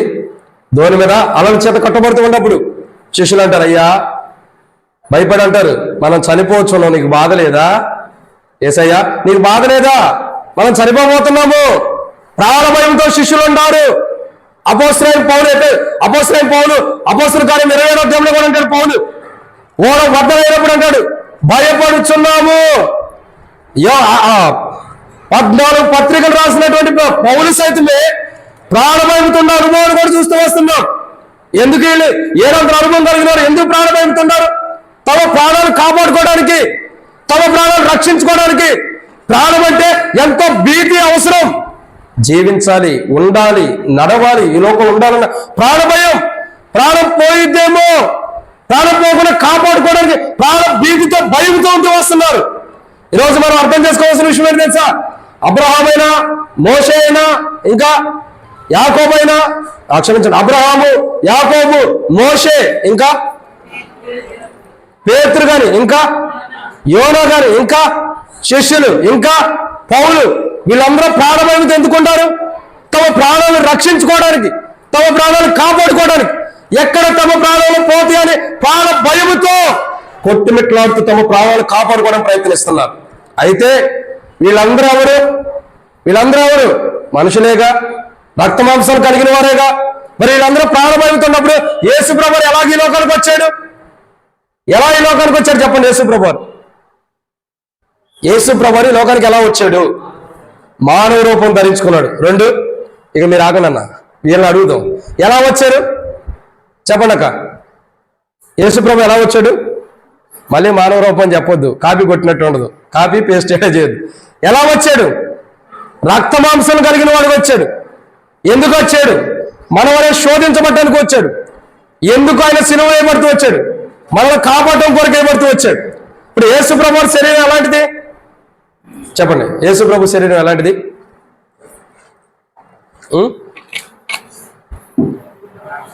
మన వంటి శరీరమే, అవునా కదా? ఆ మన వంటి శరీరం కలిగిన వాడు కాబట్టి సిలువలో ప్రార్థన చేస్తూ వచ్చారు. సిలువకి ఎక్క ముందు ప్రార్థన చేస్తారు గెత్సేమనే తోటలో, నా తండ్రి, నా తండ్రి, ఇది నీ చిత్తమైతే ఈ పాత్ర నా దగ్గర నుండి తొలగించు, అయినాను నా ఇష్టము కాదు, నీ చిత్తమే సిద్ధించను కాక, నెరవేర్చను కాక, నా ఇష్టం అంటే ఏమీ లేదు. రక్త మాంసం కలిగిన వాడికి లోకానికి వచ్చి మనలాగే శరీరం ధరించుకు మన మనస్తత్వం కలిగిన అనుభవం ఈ లోకానికి వచ్చినప్పటికీ ప్రాణభయం లేని వాడిగా జీవిస్తూ వచ్చాడు. ఒకే ఒక్క మాట అర్థం చేసుకోండి, మనందరం ఒకటి ఆలోచిద్దాం. ఏ క్షణంలో మన ప్రాణం పోతుందంటే మీకేమనిపించేది చెప్పండి? ఈ మాట చెప్తే నేను ముగిస్తాను, టైం కూడా అయిపోయింది. ఏ క్షణం మన ప్రాణం పోతుంది? ఈనాడు సేవకుడు హైదరాబాద్ నుంచి ఇక్కడికి వచ్చి మన ప్రాణాలు పోవాలని చూస్తున్నాడు అనుకోవద్దు. ఒక్క మాట అడుగుతున్నా, ఏ క్షణం మన ప్రాణం పోతే పోతే కదా, ఇదిగో ఈ క్షణంలో అయిపోతున్నావు. ఇసుకే అలాగే మనకే చెప్పాడు అనుకో, ఇసుకే అయితే చెప్పాడు కదా, నీ టైం అయిపోయింది సర్దుకొని ఇల్లు అని చెప్పాడు. ఇసుకే ఏం చేస్తున్నాడు? అయ్యా అని కాదు, వెనక గోడ తట్టు తిరిగి కన్నీరు కారుస్తున్నాడు. సరే, చాలా మంది గోడ తట్టు తిరిగి నిద్రపోయి ఉంటారు, వాళ్ళ సంగతి. ఆయన కన్నీరు కార్చాడు. ఇప్పుడు మనకు కావాల్సింది ఏంటి? ఈ మరొక నిమిషంలోనే ప్రాణం పోతుందని ప్రభు మాట్లాడుతున్నాడు. మనం ఏం చేస్తాం? ఏం ఆలోచన చేస్తాం చెప్పండి? ప్రభా, హిస్కియాని 15 సంవత్సరాలు కాపాడేవుగా, నన్ను కూడా కాపాడయ్యా. అవసరమైతే ఎప్పుడు రాని కన్నీరు అంతా ఇక్కడ గాడ్చేస్తాం. ఇప్పుడు ఎప్పుడు జీవితంలో కన్నీరు రాదు చూసారా, అంత కన్నీరు ఇక్కడే గాడ్చేస్తాం. ఎందుకు? ఇసుకే కన్నీరు విని దేవుడు చూసి ఆయుష్ ఇచ్చాడు కదా, ఈరోజు నాకు కూడా 15 సంవత్సరాలు ఇస్తాడేమో. ఇస్తే ఏం చేస్తా? ఇద్దరి మధ్యలో గొడవలు పెడతావా? కలహాలు రేపుతూ ఉంటావా? కొట్లాట్లు పెడుతూ ఉంటావా? ద్వేషాలు పెట్టుకుంటూ ఉంటావా? కోపాలు ఇవన్నీ పెట్టుకుంటారు. ఎందుకు నీకు ఆయుష్ ఇచ్చే ఉపయోగం ఏముంది? ఎందుకు ఉపయోగం ఇచ్చి ఆయుష్ ఇచ్చే ఉపయోగం ఏముంది? దేని కొరకు వాడతా? మీ యొక్క దేవుని, మీ ఆత్మ నీతి, దేవుని యొక్క నీతికి సాధనములు వాడాలి. దేని కొరకు వాడుతున్నావు? ఆయుష్ కావాలి ప్రభువా. ఎందుకు ఇచ్చి ఏమో ఉపయోగం? దేవుని ద్వారా తీసుకున్న ఏమో ఉపయోగం? పనికిమైన చెత్తగా మనం వాడతాం. యేసుక్రీస్తు ప్రభువారు మనలాంటి స్వభావం ధరించుకుని లోకానికి వచ్చి సిలువలో మన కొరకు ప్రాణం పెట్టాడు. సిలువలో చనిపోతూ వచ్చాడు. అందుకంటాడు, సిలువలు అంటాడు, నా దేవా నన్ను ఎందుకు చెయ్యి విడిచితివి? నన్ను ఎందుకు చెయ్యి విడిచితివి? ఆ రోజు ఆయన చెయ్యి విడిచడం ద్వారానే ప్రాణ భయముతో కొట్టుమిట్లాడి పారిపోయిన మన పాపాలు క్షమించి తండ్రి, వీరు ఏమి చేస్తున్నా, వీరు ఎరుగున్నారు కానీ వీరిని క్షమించలేని చెప్పారు. మన పాపాలు క్షమించి మన చేతిని తన తండ్రికి అప్పచెప్పాడు. ఏం చేస్తూ వచ్చాడు? మన చేయిని తన తండ్రికి అప్పచెప్పాడు. ప్రియులారా, ఈరోజు దేవుని వాక్యం మాట్లాడుతున్నాం. మనలాంటి వాడైనప్పటికీ ప్రాణభీతి లేదు, మనలాంటి వాడైనప్పటికీ ప్రాణ భయం లేదు, మనలాంటి వాడైనప్పటికీ ప్రాణం మీద కోరికలు లేవు, మనలాంటి వాడైనప్పటికీ ప్రాణం మీద ఆశ లేదు, మనలాంటి వాడైనప్పటికీ ప్రాణమును గురించి ఆలోచనే లేదు. ఇంకా చాలా చెప్పచ్చు. మనలాంటి వాడే కానీ ప్రాణముల గురించి ఆలోచించట్లా. మనలాంటి స్వభావం కలిగిన ప్రభు ప్రాణముల గురించి ఆలోచిస్తున్నా, కానీ మనం ఏం చేస్తాం? ప్రాణ భయముతో ఉంటాం. వీళ్ళందరూ 7 అనుభవం కలిగిన వాళ్ళు ప్రాణ భయంతో ప్రాణాన్ని కాపాడుకో ప్రయత్నిస్తున్నారు. కానీ ఈయన అంటున్నాడు, యోహాను సువార్త 10వ అధ్యాయం 18వ వచనంలో, నా ప్రాణము నా అంతట నేను పెట్టుచున్నాను, దాన్ని తిరిగి తీసుకున్నట్టుకు అధికారం కలదు. మనలాంటి వాడైనప్పటికీ ప్రాణం మీద ఉన్న ఆశ, కోరిక, భీతి, ఇష్టాలు అన్ని చంపుకుని పాపలోకంలో జీవిస్తున్న మన కొరకు తన ప్రాణమును పెట్టాడు. మన ప్రాణాలు కాపాడటం కొరకు, మన ప్రాణాలను జీవింపజేయటం కొరకు, మన ప్రాణాలను బ్రతికించడం కొరకు ప్రాణభయంతో కొట్టుమిట్లాడుతున్న మనల్ని, వచ్చే పాపాలను బట్టి వస్తున్న మరణం, ఏ పాపం అయితే చేస్తున్నా పాపాలను బట్టి మనకు వచ్చే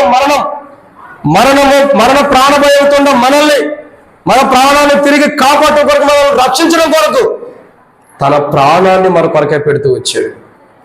అంటే మన ప్రాణాన్ని కాపాడటానికి, మన ప్రాణం ఎందుకు పోతుంది? ఒక మాట చెప్పండి, నేను ముగిస్తాను, నాకు అయిపోయింది. మన ప్రాణం ఎందుకు పోతుంది? ప్రాణం అంటే, ప్రాణం పోయిన తర్వాత ఏమంటాం మనం? ఒక మనిషిలో ప్రాణం పోయింది, తర్వాత ఏమంటాం మనం?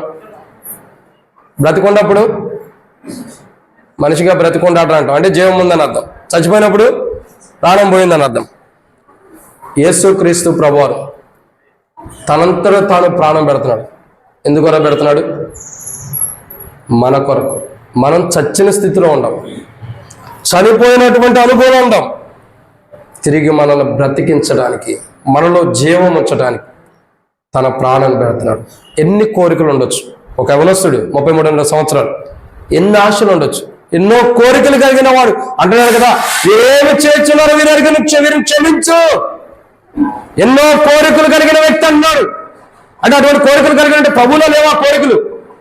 కానీ ప్రభు అన్నాడు, ఏమన్నాడు? ఎన్నో కోరికలు ఉండాల్సిన ప్రభు, వీరేం చేస్తున్నారో వీరిని క్షమించు. ఎన్నో ఆశలు ఉండాల్సిన ప్రభు అన్నాడు, నా తండ్రి నన్ను చేయవేందుకు విడిచి వారు చేయందుకు పట్టుకున్నావు, సరే పట్టుకో. ఎన్నో కోరికలు కలిగిన ప్రభు అన్నాడు, యెరూషలేము కుమార్తెలారా నా కోసం ఏడవద్దు, మీకోసం, మీ పిల్లల కోసం ఏడమంటున్నాడు. ఆయనకి ఎన్నో కోరికలు ఉండొచ్చు, కానీ అటన్నిటి చంపుగా ఏమంటున్నాడు? నా కోసం కాదు, మీకోసం, మీ పిల్లల కోసం ఏడండి, మీ పాపముల కోసం మీరు ఏడండి. మానవుడు ప్రాణం పోతే ఏమైంది? చచ్చినట్టే. ప్రాణం ఎందుకు పోతుంది? అపోస్తలుడైన పౌలు రోమీయులకు రాసిన పత్రిక 6:23 రాయబడుతూ వచ్చింది, పాపం వల్ల వచ్చే జీతము, మన పాపాలను బట్టి మనకు వచ్చే జీతం మరణం. మన ప్రాణాన్ని మనం ఎందుకు పోగొట్టుకుంటున్నాం? మన పాపాలను బట్టి. మన పాపాలను బట్టి మన ప్రాణాన్ని మనం పోగొట్టుకునేటప్పుడు ప్రాణ భయముతో ఉంటాం. ఎప్పుడు ప్రాణం పోయిద్ది అట్లు ప్రాణ భయముతో మన పాపాలను బట్టి మన ప్రాణాన్ని పోగొట్టుకుంటున్నా మన దగ్గరికి యేసు ప్రభువు వచ్చి ఆ ప్రాణ భయం నుంచి తప్పించి ఆ ప్రాణాలను కాపాడి, మన ప్రాణాలు కాపాడుకోవడానికి కావాల్సిన విధానం ప్రభు అనుగ్రహించి, మనం చేసిన పాపాలు క్షమించి మన ప్రాణాలను కాపాడేవాడు కొన్నాడు. ఏమంటాడు? నేను జీవించుచున్న ప్రకారం మీరును ఖచ్చితంగా జీవిస్తాం. ప్రభు చెప్పాడు, ప్రాణ భయంతో చావాల్సిన మనం, పాపంలో వచ్చే జీవితం మరణం, మన పాపాలను బట్టి మనకు రావాల్సిన మరణం, ఏ పాపాన్ని బట్టి ఏ మరణం వచ్చిందని భయపడుతున్న మనకి ఆ ప్రాణ భయాన్ని తీసేసి, ఆ మరణాన్ని తీసేసి నిత్య జీవం ఇవ్వటం కొరకే ప్రభు శిలువలో మన కొరకు చనిపోయాడు. ఈరోజు ఏ ప్రాణ భయంతో నువ్వు ఉంటావు? చిన్న ప్రార్థన చేస్తాం. దయచేసి ఎవరు అటు ఇటు చూడొద్దు, ఎవరు నన్ను కూడా చూడొద్దు. మోకాళ్ళ మీదకి వచ్చి ప్రార్థనలు ఉందాం. ప్రార్థన, ఒక చిన్న ప్రార్థన చేసుకుందాం. దయచేసి ఎవరు కూడా అటు ఇటు చూడదు, కళ్ళు మూసుకుందాం. ఎవరికి వారిని మనల్ని మనం చూసుకుందాం, మనల్ని మనం చూసుకుంటూ వద్దాం. ప్రభు అన్నాడు, నా అంతటా నేను ప్రాణం పెట్టుచున్నాను అన్నాడు. దాన్ని పెట్టుటకు నాకు అధికారం కలదన్నాడు. చిన్నపిల్లలను ఒక 2 నిమిషాలు బయట తీసుకెళ్ళనమ్మా. నా అంతటా నేను ప్రాణం పెట్టుచున్నాను అన్నాడు. కళ్ళు మూసుకోండి అందరూ కూడా. దాన్ని తిరిగి తీసుకోవడానికి నాకు అధికారం కలదన్నాడు. తన ప్రాణాన్ని పెట్టాడు పాపులమైన మన కొరకు, మనల్ని క్షమించడానికి, మనకు నిత్య జీవం ఇవ్వటానికి, మనల్ని దేవుని రాజ్యం ఉంచడం కొరకు తన ప్రాణాన్ని మన కొరకై పెట్టాడు. ప్రియులారా, దేవుని వాక్యం అంటున్న మాట చూసినట్టయితే మన ప్రాణానికి బదులుగా తన ప్రాణాన్ని పెట్టాడు. అయితే ఈరోజు నీ ప్రాణం పోవటానికి కారణాలు ఏంటి? మోసమా, దొంగతనమా, దేవుని మాట వినకపోవటమా, పాపమా? ఏదో ఒక దాన్ని బట్టి మన ప్రాణం పోగొట్టుకోవాల్సిన వాళ్ళే. కానీ యేసు ప్రభువు వారు మన ప్రాణము తీకోకుండా, మన ప్రాణం పోకోకుండా ఉండాలనే తన ప్రాణాన్ని మనకు బదులుగా పెడుతూ వచ్చాడు. తన ప్రాణాన్ని మనకు బదులుగా క్రయధనం చెల్లిస్తూ వచ్చాడు. మన ప్రాణాలు కాపాడటం కొరకు తన ప్రాణాన్ని క్రయధనంగా చెల్లిస్తూ వచ్చాడు. శిలువలో ఆయన తన ప్రాణము పెట్టాడు ఇష్టపూర్వకంగా మన ప్రాణాలను కాపాడటం కొరకు. ఈరోజు కూర్చున్న నీనా జీవితంలో యేసు ప్రభువు నా ప్రాణం కాపాడటానికి శిలువలో ప్రాణం పెడుతూ వచ్చావు. ప్రాణమైనందుకు కొట్టుమిట్లాడుతున్న నన్ను నా ప్రాణాలను కాపాడటానికి నీ ప్రాణాన్ని బలిగా ఇస్తూ వచ్చావు. నీవు ఎంతో సుందరమైంది, ఎంతో యవనస్తుమైంది, ఏ కోరికలు ఏ ఆశలు లేకుండా అన్నిటిని చంపుకొని నా ప్రాణం కాపాడటం కొరకు నీ ప్రాణాన్ని బదులుగా ఇస్తూ వచ్చావు ప్రభా. నా ప్రాణాన్ని కాపాడు. ఇప్పుడు నా ప్రాణం మరణాల దగ్గర ఉంది. నేను అలా అబద్ధాలు, నీ మాట వినకపోవటం, మోసం చేయటం, దొంగతనం, ఎన్నోసార్లు దేవుని వాక్యం బోధించిన వాక్యం వినకోకుండా వెనక్కి వెళ్ళిపోవడం వల్ల మరణం నేను తెచ్చుకుంటున్నా. ఆ పాపాన్ని, ఆ మరణాన్ని, అవిధేయత నుండి నన్ను తప్పించు ప్రభువా. నా జీవితాన్ని కాపాడు. నా ప్రాణభయం నుండి నన్ను రక్షించు. నా జీవితాన్ని కాపాడు. నా పాపాన్ని బట్టి నాకు ప్రాణహాని ఉంది. నా అబద్ధాన్ని బట్టి ప్రాణహాని ఉంది. నా మోసాన్ని బట్టి నా ప్రాణహాని ఉంది. నీ మాట వినకపోవడం వల్ల ప్రాణహాని ఉంది. దేవా, నేను ఎంత ప్రాణహాని తెచ్చుకుంటున్నాను. నా ప్రాణాన్ని కాపాడు. యేసు ప్రభా, నా ప్రాణాలను కాపాడటానికి నీ ప్రాణాన్ని బలిగా శిలువలో రక్తధారంలో బలిగా అర్పిస్తూ వచ్చావు. ఇదిగో నా ప్రాణం కాపాడబడాలి. ఆ పిల్లల్ని తీసుకెళ్ళనమ్మా. నా ప్రాణాన్ని మీరు కాపాడు ప్రభు. నా ప్రాణాన్ని రక్షించు. ఇదిగో నా పాపం వల్ల ప్రాణహాని ఉంది. అబద్ధాల వల్ల ప్రాణహాని ఉంది. మోసం వల్ల ప్రాణహాని ఉంది. ఇదిగో నా తప్పుల వల్ల ప్రాణహాని ఉంది. ఎవరైనా ఇదిగో నాకు ప్రాణహాని నా పాపాలు బట్టి ఉంది అని నిశ్చయించుకుంటే, నేను ఆ పాపాల కొరకు తన ప్రాణాలు పెట్టాడు కాబట్టి నీ ప్రాణం పెట్టాల్సిన అవసరం లేదు. యేసు ప్రభు నేను పాపిని ఒప్పుకునేదాడు. ప్రాణ బాధల నుండి ప్రభు తప్పిస్తాడు. ఎవరైనా అటువంటి వారు ఉంటే మీ కుడి హస్తం తలగానే పైగా ఎత్తించండి. మీకోసం ప్రార్థన చేస్తాను. యేసు ప్రభా, నా ప్రాణాన్ని కాపాడు. యేసు ప్రభా, నా ప్రాణ బాధల నుంచి నేను రక్షించాలి. ఇదిగో నా ప్రాణం కాపాడబడాలి. ఆ పాపాన్ని బట్టి వచ్చే ప్రాణం, ఆ పాపాన్ని బట్టి వచ్చే మరణం నాకు వద్దు. అనేకులు 7 వ్యక్తులు ప్రాణ భయంతో పారిపోతూ వచ్చారు. ఈరోజు నేను ఎక్కడ పారిపోయిన ప్రయాసం లేదు. నేను నీ దగ్గరకు వస్తున్నా. నా ప్రాణాన్ని కాపాడు. నేను యవనస్తుడిని, వృద్ధుడిని, నడివేస్తున్న వారిని. నా ప్రాణం కాపాడు. నా పాపాలు క్షమించు. ఇదిగో నా పాపాలు క్షమించు ప్రభా. ఈ రోజు నా ప్రాణాన్ని కాపాడని ఎవరైనా అడుగుతుంటే మీ కుడి హస్తం మీ తలగన్న పైకెత్తించండి. మీకోసం ప్రార్థన చేస్తాను. ఎవరైనా ఉంటే ధైర్యంగా ఇదిగో నా కొరకు ప్రార్థించండి. ఇదిగో నా కొరకు సహోదరి యేసు ప్రభు నేను క్షమించను గాక. సహోదరి యేసు ప్రభు నేను క్షమించను గాక. ఈరోజు నీ జీవితంలో ఏదైతే భయముతో పుట్టుమెట్లాడుతున్నావు, ఏదైతే బలహీనత ఉండవు, ప్రభు నేను క్షమించి నీ కొరకై తన ప్రాణం పెట్టిన ప్రభు నీలో నివసించను గాక, నీలో జీవించను గాక. ఇంకెవరైనా ఉన్నారా? ఎవరైనా సరే సహోదరి యేసు ప్రభు నేను కూడా క్షమించి ఈతను మార్చను గాక. సమయం పోనీయొద్దు. పాప క్షమాపణ కొరకైన వర్తమానం ఇది. ప్రభు నీ పాపాల నుంచి విడిపించి రక్షించడానికి తన ప్రాణాలే పెట్టాడు. ఇంకెవరైనా ఉంటే ఇదిగో ప్రభు నా ప్రాణాన్ని రక్షించు. సహోదరి యేసు ప్రభు నీ ప్రాణాలను కూడా రక్షించను గాక, నీ ప్రాణాన్ని క్షమించను గాక. ఇంకెవరైనా ఉన్నారా? కార్డ్స్ అయినా నేను కార్డ్స్ ఉండే తీసుకో, కార్డ్స్ తీసుకోండి. ఇంకెవరైనా ఉన్నారా? ఇదిగో నా ప్రాణం రక్షించబడాలి, నా ప్రాణం కాపాడబడాలి. ఎవరొస్తున్నా రహస్యంగా చేసే పాపాలు బయటికి వెలుగులోకి రాకుండా ఫోన్లో చేసే కానీ, ఫోన్లో చూసే కానీ, ఫోన్లో అపవిత్రమైన వీడియోస్ కానీ, చాటింగ్స్ కానీ ప్రభు ఎదుటుండే అన్నిటి కొరకు ప్రభు చనిపోతూ వచ్చాడు. వాటిని బట్టి నీ ప్రాణం పోగొట్టుకోబోతున్నావు. వాటిని బట్టి నీ ప్రాణం పోకుండా నీ ప్రాణం రక్షించడం కొరకు తన ప్రాణాన్ని కోల్పోయాడు. ఎదుర్కొచ్చిన ఎవరైనా ఉంటే ఇదిగో నేను చేసే పొరపాటును బట్టి నా ప్రాణం పోగొట్టుకోబోతున్నా, నాకు రక్షణ కావాలని ఎవరంటే మీ కుడి హస్తం ఎత్తండి. ఇంకెవరైనా ఉన్నారా? సోదరులారా ఇంకెవరైనా? నష్టపోవద్దు. సమయం పోతే నష్టపోతాం. కనబడకూడదు కాదు, తనకంటే పైగా చేయొద్దని ఇంకెవరైనా ఉన్నారా? ఇదిగో నా ప్రాణ బాధలతో నేనుండా, నా ప్రాణం రక్షించబడాలని ఎవరైనా ఆశిస్తుంటే మీ కుడి హస్తం మీ తలగన పైగా ఎత్తించు. సమయం పోతే నష్టపోతాం. ఇంకెవరైనా ఉన్నారా? ఇంకా ఎవరైనా? ప్రార్థన చేతుల వారు చేదెచ్చండి. మీకోసం ప్రార్థన చేస్తాం. ప్రేమ కలిగిన పరలోకపు తండ్రి, పరిశుద్ధుడైన దేవా, మీకు స్తోత్రాలు. మీరు ఇచ్చినటువంటి వాక్యాన్ని బట్టి మీకు స్తోత్రాలు. మా తండ్రి, మీ వాక్య వెలుగులో మీరు మాతో మాట్లాడినందుకై స్తోత్రాలు. ప్రాణ బాధలతో నీతిమంతులకు తండ్రి అయినటువంటి అబ్రహాము, ఇశ్రాయేలు గోత్రికులకు మూల పునాది అయినటువంటి యాకోబు, ప్రజలను నడిపించినటువంటి మోషే, ఇంకా పేతురు, యోహాన్లు, శిష్యులు, పౌలు, అనేక మంది ప్రాణబాధలతో తమ ప్రాణాన్ని కాపాడుకోవడానికి ప్రయత్నించి పరిగెట్టుకుంటూ వెళ్ళిపోతున్న వారు ఉన్నారు. తమ ప్రాణాన్ని కాపాడుకోవడానికి ప్రాణభయంతో పరిగెడుతూ వచ్చారు. కానీ మీరైతే వాళ్ళకి ప్రాణం ఎంతో విలువైనది, వారి ప్రాణం వారికి ఎంతో విలువైనదిగా ఉంది కాబట్టి వారి ప్రాణాన్ని కాపాడుకోవడం పరిగెత్తుకుంటూ వెళ్తూ వచ్చారు. మీరైతే విలువైన ప్రాణాన్ని మా కొరకు పెట్టడానికి ఇష్టపడ్డారు. విలువైన ప్రాణాన్ని కాపాడుకోవడానికి వారు పరిగెట్టుకుంటూ వెళ్ళారు. కానీ ఆ విలువైనటువంటి ప్రాణాన్ని మా కొరకు బదులుగా బలి అవటానికి ఇష్టపడుతూ వచ్చాను. మా కొరకు ఆ విలువైన ప్రాణాన్ని ఖరీదనగా చెల్లించడానికి ఇష్టపడుతున్నారు. నా యేసయ్యా, సిలువలో ఆ ప్రాణాన్ని పెట్టావు నా కొరకే. సిలువలో నువ్వు చనిపోయిన కారణం నా కొరకే. నీ ప్రాణం పెట్టడం కూడా నా కొరకే. ఆ ప్రాణం సిలువలో నువ్వు ఖరీదన చెల్లిస్తూ వచ్చావు. ఆ యొక్క సిలువలో ఖరీదన చెల్లించిన కారణం కూడా నా కొరకే. ఆ ప్రాణం సిలువలో పెట్టడానికి, ఆ ప్రాణం పోవడానికి కూడా నేనే కారణం. నా కొరకే నీ ప్రాణాన్ని పెడుతూ వచ్చావు. నీ కొందనాలు. నీ అంతటా నీవు ప్రాణ భయంతో ఉన్న నా కొరకు నీ ప్రాణాన్ని పెట్టి నాలో ఉన్న ప్రాణ భయాన్ని తీసేసి నా ప్రాణాన్ని కాపాడావు. యేసయ్యా, నా ప్రాణాలు పోవడానికి కారణం నా పాపం. పాపం వల్ల వచ్చే జీతం మరణమని బైబిల్ అంటుంది.